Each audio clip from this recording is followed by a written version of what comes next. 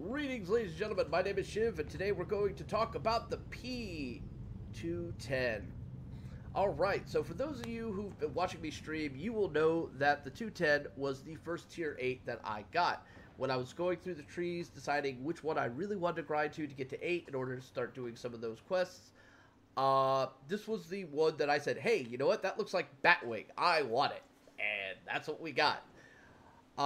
This has been a really fun play for me. We've had a lot of great games with it. There was a learning curve to it, but once we figured out the learning curve, it was quite interesting. Alright, so let's get to it. The 210 is a multi-role fighter, but it is unlike any other multi-role fighter. Most multi-role fighters in this game do a little bit of this and a little bit of this at the same time. Not so much with the 210. It's either I do this or I do that. I can kind of help out a little bit here when I do this. I kind of can't do shit when I do that. To explain this a little bit more in depth, here we go with the upgrades. Alright, so the 210 can carry two different types of outboard weapons. The 210 rockets or the R4M rockets. The 210 rockets are good for ground pounding. The R4M rockets are good for air destruction. Alright? Mostly taking on slower, larger targets, head-on chargers, things of that nature. It does a very good job of it, as a matter of fact. There's a general rule when it comes to using those rockets. Use one salvo on fighters, use two salvo on heavy fighters, ground attacks, and bomber formations, so on. Multi-role fighters, one or the other. It all depends. And it takes a little bit of time to figure out, proper angles, this, that, and the other, that you're going to really want to use for that. So you have to make a choice pretty early on. Do you want to fight things in the air more efficiently, or do you want to be able to assist in pounding the ground a little bit more efficiently? If you go with ground pounding, understand that your only weapon system eventually will be these dual 20mm guns. That is not to say that these guns are bad. As a matter of fact, these guns are freaking amazing. They put the Hispanos that the UKs have to shame. 800-meter range. 700 rounds a minute. Damage per second of 200. This is pretty fantastic considering it's just two guns. And they're pretty much centerline too, so yeah. You can kind of get right up onto a target and completely devastate them. But you're going to want to keep at least 200, 250 meters range between you and the target, just because of how the angling works to try to get damage that isn't just superficial. So yeah, you're always going to want to keep that distance. Now, let's talk about some of the other aspects of this play. Survivability of the 210 is pretty low. Its base survivability is 300. Gun armament, as you can see here, fully upgraded, comes out to 452. Not the strongest gun armament that you get for a multi-role, but not the worst either. Airspeed is pretty fantastic at 787, and maneuverability at 780 is pretty comparable, if not slightly better than some of the other multi-roles in the game. However, in comparison to fighters, it's absolutely crap. And of course, you got your altitude performance, which, matters just slightly, but not too much. However, I will say this, that any kind of air combat below 1200 is not always in the best interest of the 210. The amount of thrust that you gain below that level versus how much you bleed off is quite significant, and it is noticeable. If you're dropping down to the deck, you're going to have to get out of there pretty quick using boost, or you're going to suffer a lot of performance issues. True fact. Alright. So for upgrades and equipment here, we took the improved covering, simply due to the fact that your wings and tail are pretty much all on one area there, so it's not completely unreasonable for a good salvo to take out your wing and tail at the same time. So having something that's going to reduce the likelihood of that happening is pretty good. And we're also adding 5% to the aircraft's life, so again, good. 3% to maneuverability in all accesses. Well, simply due to the fact is we're relatively maneuverable. Adding a little bit more can make the difference in holding a target to kill, so for me that was a no-brainer. And engine tuning, just because you really want that extra bit of engine boost. Not to mention there wasn't really anything that's overly good besides that. So I mean, I could have taken the 10% to firing accuracy. Well, my guns are centerline, so this kind of feels meh.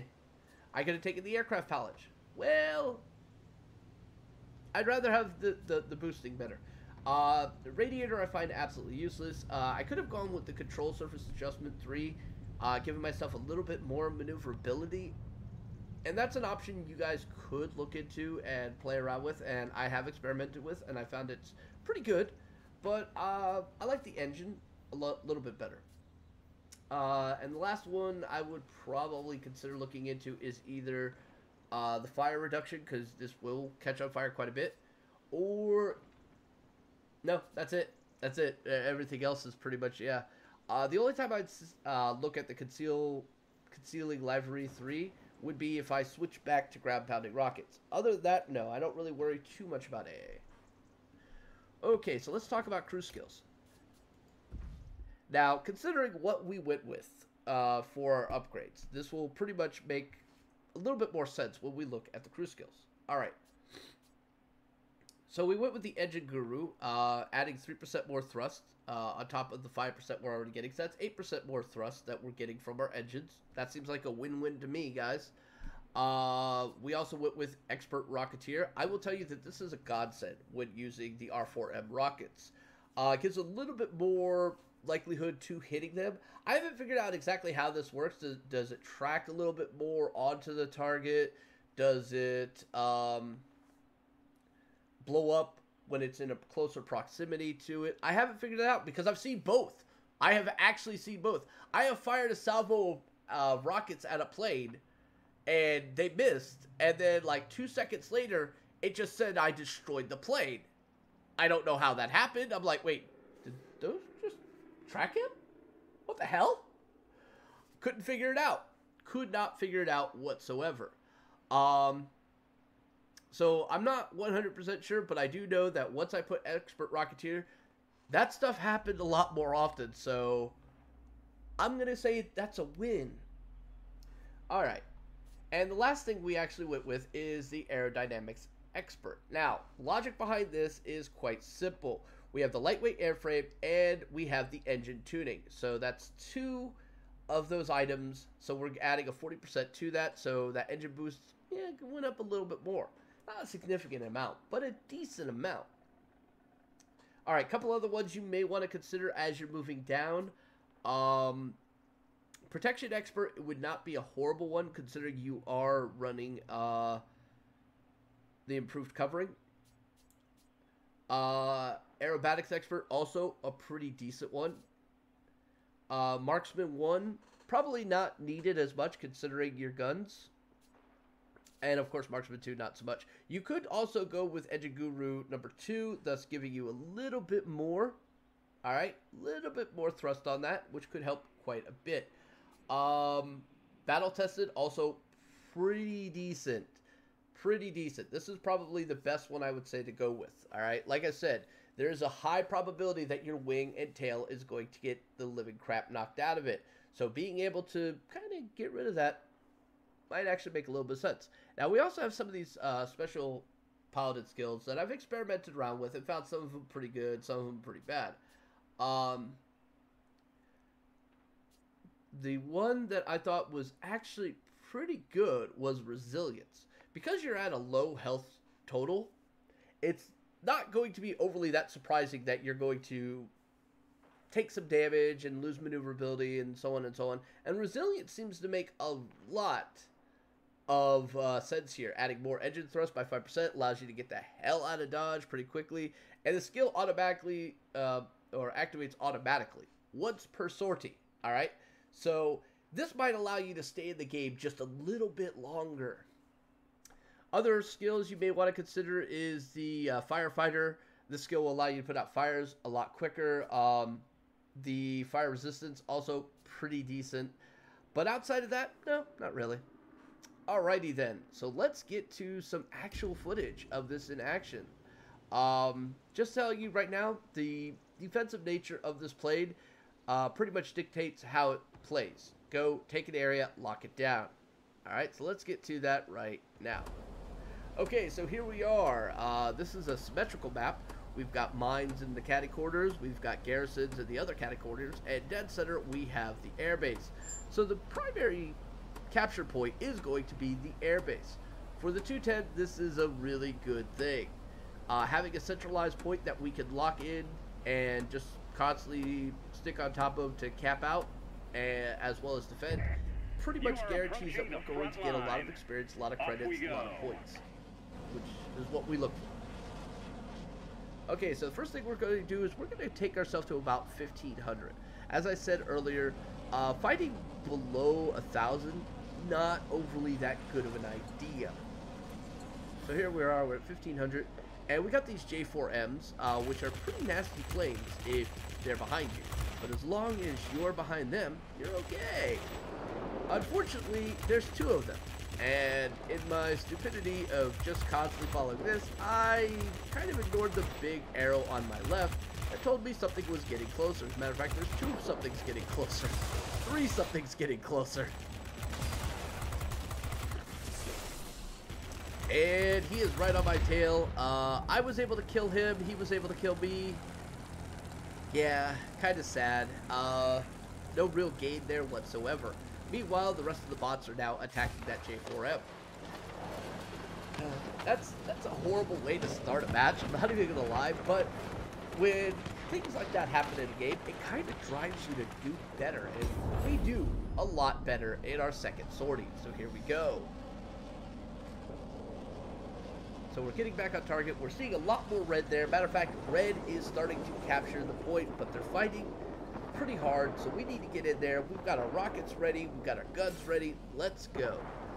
So we're looking for a target right now, and this is always the most interesting point, like where are we going to find our target? And there are two that come into view. This one is not even the best, but I did not really want to start diving on it, or start a climb fight with a propeller blade. Alright, so we're going to turn in, burst him down, and we're going to reverse our direction. This is a little bit of an energy loss, I don't recommend, but we're a jet and we can afford a little bit of this. Alright, so we've captured the zone. Yay! And here comes some heavy fighters. Now, I love killing heavy fighters in this plane for two reasons. Most heavy fighter players actually charge you head on, because there's a general rule of thumb that you don't ever take a charge from a heavy fighter. It's the quickest way of dying. And traditionally, you're 100% correct on that, but this is the 210. We have air rockets. We're okay with that. But none of these seem to want to actually take the charge, so kind of sad. Instead, we're just going to continue our burst firing mechanic and fire. Okay, so we're climbing up to meet this guy, and he's actually charging directly down. Alright, so we wait till it gets to about 700, and we pop off some rockets. Now, I overspent rockets just to make sure we killed him. But in general, it only takes one salvo to kill a fighter, two salvos to kill a heavy fighter, and about all three to kill a ground attack if it's fully health. And even then, that's not so much a guarantee. Say right now, the IL-40, no. No, all your rockets hitting it are not going to kill it. Actually, they can, but you're never going to hit with all of your rockets. Just letting you know right now. Alright, so we get a little fire on this guy. We're trying to kill him. Actually, no, that's his engine. Alright, and we get the Lambert medal. So that's a token. And of course, our favorite thing to pick on is heavy fighters. Get on the tail and just shoot them apart. As you can see, those 20s are doing a good chunk of damage, ladies and gentlemen, and the rate of fire really does allow you to maximize that. You're more likely to get criticals with it. We are using universal ammo on this plane, just to make sure that we are completely wrecking it. Alright. So the Hornet did a little bit of maneuvering that kind of caught me off guard. We did get major contributor on it. So, I mean, that's not bad. Now here we've got 3 different ground attackers coming in. If you ignore ground attackers, they will completely wreck everything you're trying to do. Alright. So I go for the one in the rear, and I pitch up to get the middle one. The other one apparently died. And there we go, we have conquered. I tried to go for rockets here. My angle was completely bad. Now we've got people who are charging down on me. Not always the best place. Boom, fire in the sky. Or flames in the sky. I always say fire in the sky because it's the name of a movie and a song that I really like. Alright. So again, we're on the Hornet's tail. Best place to ever be on him. Our guns are overheating. Tried to go for some rockets. Not nearly enough lead.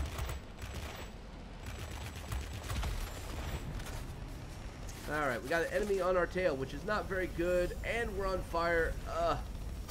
Inhumanity of it all. Fire is like pretty much the one thing that kills us the most in this plane. Either fire or the engine being killed. Those are 2 big things that constantly happen in this plane that it's very difficult to deal with. Alright, so we're going to respawn in the middle, keep that defense. We're already over 11k, ladies and gentlemen. And at grade 3. We're doing our job.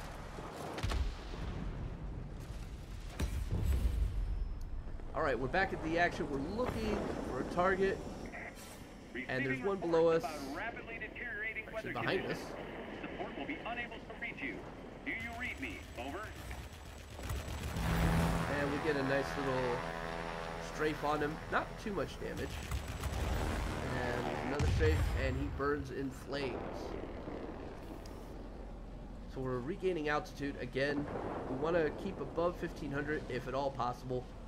Because look at where they're all coming in. That's like 1600 right there. Way to go! Victory is close. Alright. We barely missed on that one. And by barely, I mean like 10 degrees. We cannot support you any longer. The storm is Alright, we're getting on his tail, which this is a Japanese fighter. Not always the easiest thing to do. As a matter of fact, our speed kind of overshoots us on those objectives quite a bit. Alright, so we're using turn and burn. His own speed and maneuverability allowed him to pull away, which is good for us. So we got major contributor. Didn't get the kill. That's fine. I'm not a greedy man. And look, it's a Hornet. Where do we go on a Hornet? To its tail. And we stick to it. This is the best way of killing it. Got the assistance there, and that is game. So let's see. We hit grade 3. We got a Rocketeer. We got the Conqueror, Lambert Metal, Guardian, Winged Legend, and we got the Flying Guardian badge, and of course the Conqueror. All good. All good, ladies and gentlemen. And that's a lot of points right there, as well as mastery points. So let's see how that all equates. Sorry for the black screen, but unfortunately it does take a little bit of time to load, even on an SSD. Alright, so we made 133,000 credits. We've got 10,137 experience. This was a 2x game. Sorry. But still, if it was a 1x game, that would have been over 5,000, ladies and gentlemen. We got 1 token for that. We killed 14 planes. We had 6 assist points, 1 sector capture, and we only died 2 times. So that was actually a pretty good game. Alright, so that is the BV 210, ladies and gentlemen. It's a lot of fun.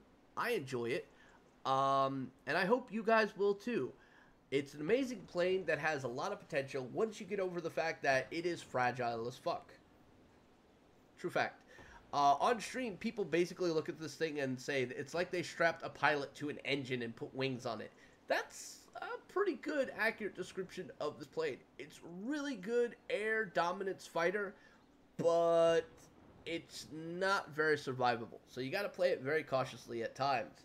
You don't really want to do too many crazy things. You don't want to take it too low in battle. You always want to try to maintain an altitude advantage at all times, which isn't always the easiest thing, but it is one of the best ways to play the plane.